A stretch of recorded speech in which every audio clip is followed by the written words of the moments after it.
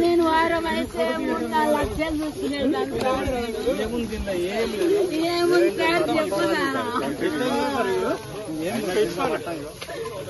complete అయింది sir ఏం లేదు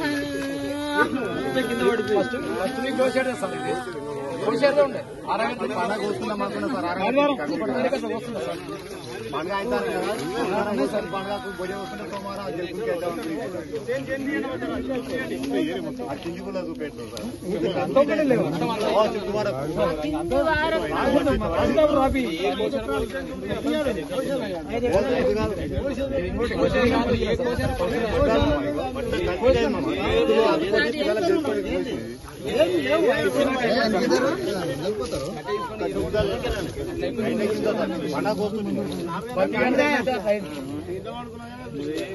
నేను ఎట్లా బతుకుతారు ఇప్పుడు నేను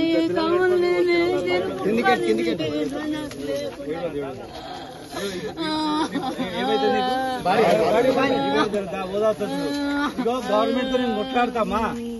నేను కొట్లాడిపిస్తా రైతు దండుగా సార్ రైతే దండుగా ఈ రోజు రైతే దండు జాబులు చేసిన వాళ్ళ ఎంత బాగుంది సార్ రైతు దండుగా సార్ రైతు బీమా రుణమాఫీ కనీసం బురద కక్కుతున్నాం సార్ మేము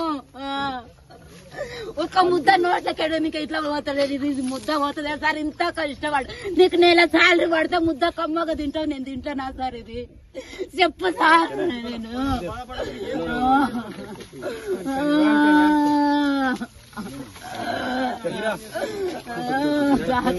నేను ఈ రోజు సార్ మస్తు వద్దు సార్ ఒక జాబ్ ఉన్నాడు కమ్మగా తింటే ఒక రైతు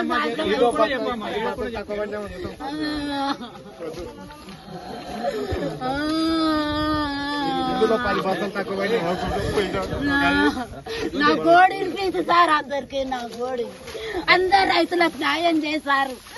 నేను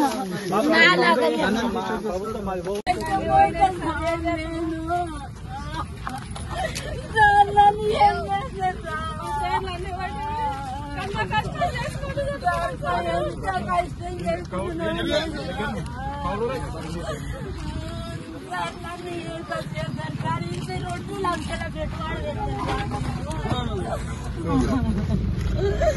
సార్ నన్ను ఏం చేయాలనుకుంటున్నా సార్ ఇదేం చేస్తారు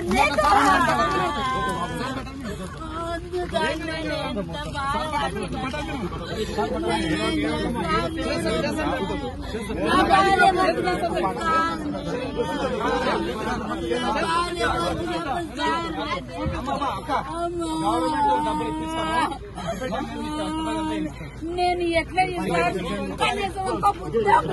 మాకు న్యాయం చేయండి సార్ చేస్తా ఖచ్చితంగా కేసీఆర్ గారి దృష్టి తీసుకెళ్తా అసెంబ్లీ మాట్లాడమని చెప్తా కేసీఆర్ గారు చెప్పి అసెంబ్లీ మాట్లాడిపిస్తా ఈ ప్రభుత్వం ఇవ్వాలి ఇవ్వకపోతే మేము మళ్ళీ వచ్చిన తర్వాత వదిలిపెట్టకుండా మన ఇంతమంది ఒకరొకరు 15 ఎకరాలు వేసుకున్నారు 10 ఎకరాలు వేసుకుని ఈ రైతులంతా ఏం కాదు నాదే ఇంత ఉందంటే ఓలది ఎంత ఉండొచ్చు సార్